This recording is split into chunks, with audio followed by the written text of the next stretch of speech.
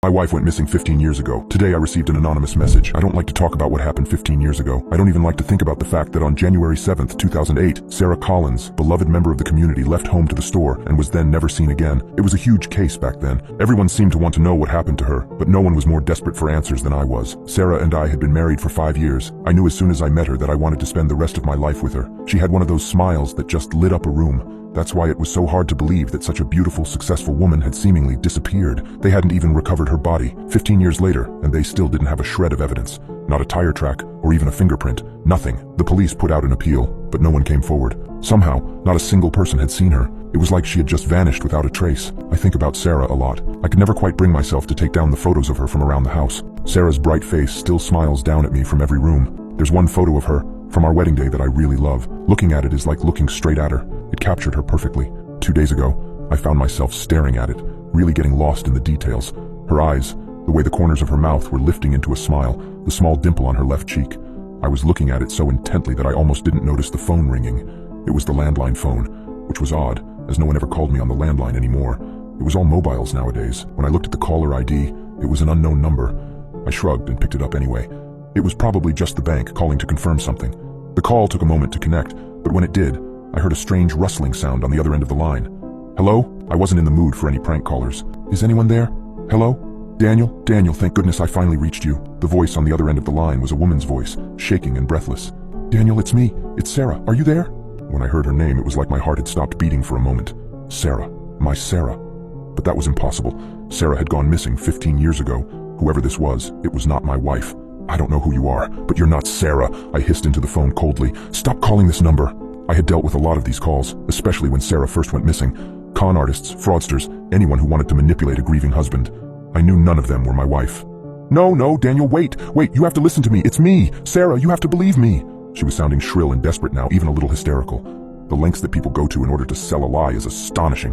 Why are you doing this? I asked angrily. It's been 15 years since my wife disappeared. What do you want from me? For a moment, the woman on the other end of the line didn't respond. I was beginning to think that the call had disconnected when she finally spoke. Daniel, please, it's me. It's your wife, Sarah, the woman begged. I'm telling the truth. It's me. She continued to plead, but I'd had enough. I wasn't going to listen to this liar anymore. Don't call this number again, I firmly told her, hanging up. I thought that would do it. She wouldn't be likely to call me again. I assumed it was all over. The next day, I had asked a friend to help me repair my plumbing system. He was a good friend. I'd known him since college.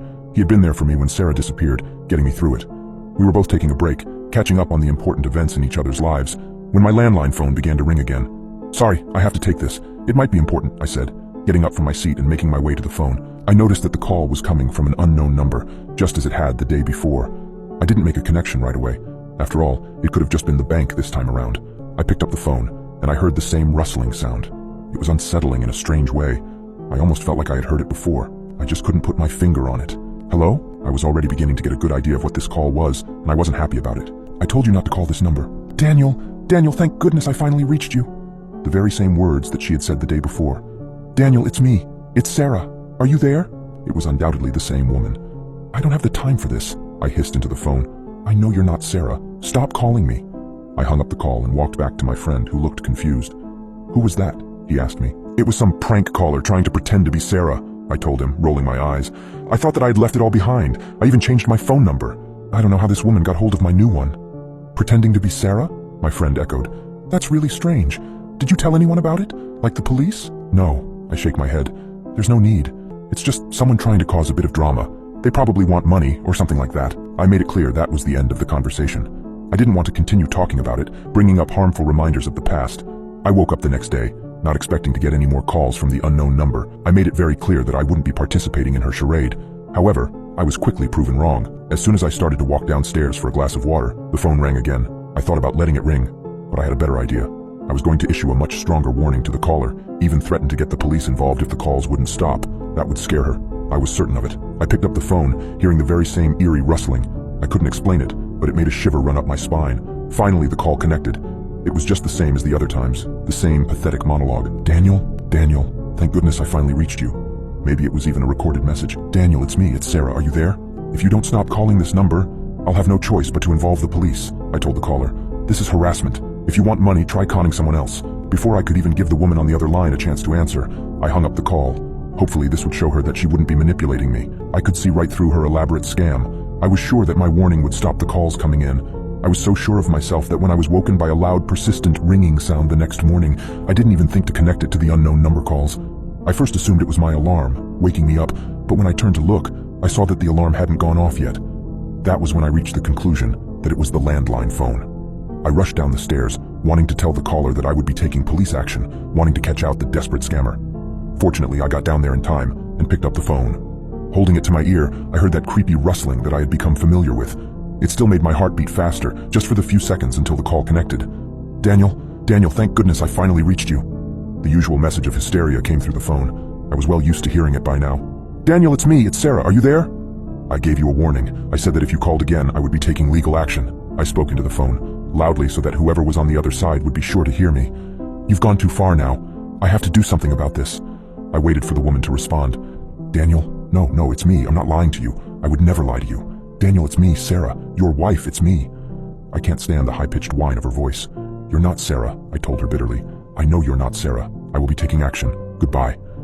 I hung up the call for the final time and placed the phone back. I know that woman wasn't Sarah. I know for a fact she wasn't. I know it because on January 7th, 2008, Sarah Collins, beloved member of the community, was murdered. And I was the one who murdered her. Sarah was an incredibly beautiful woman. I couldn't believe my luck when she first started showing interest in me. I didn't exactly have a lot of experience when talking to women, and I was ecstatic that someone like Sarah had chosen someone like me. I loved her for every single second of our marriage. I loved her, even when I found out that she was cheating on me. I'd accidentally stumbled across a string of romantic messages between Sarah and one of her co-workers. She was planning to leave me for him. My Sarah was planning to leave me for him. I couldn't have that. She was so beautiful, so bright, so full of life. I couldn't lose her. I just couldn't lose her. So I murdered her. I didn't have to think about it for long. It was the only way that she would be mine, only mine forever. If she was dead, she would never leave me. She would always be my Sarah. When the police arrived, I made up an elaborate lie that she had gone out to run an errand and never come home. That very same lie ended up on the headlines of the national news. I didn't know if I would even get away with it. But a year passed, and then another year, and then another. 15 years passed, and no one ever saw through me. I was about to walk back upstairs when I heard a small tapping at the window. Click, click. That was the sound of the window opening, and that's when I heard it. Rustling, right here in my own house. Rustling that paralyzed me with fear and sent my mind into a state of panic. Then I heard her. Daniel, thank goodness I finally reached you." The voice was coming from inside the house now. "Daniel, it's me, it's Sarah. Are you there?"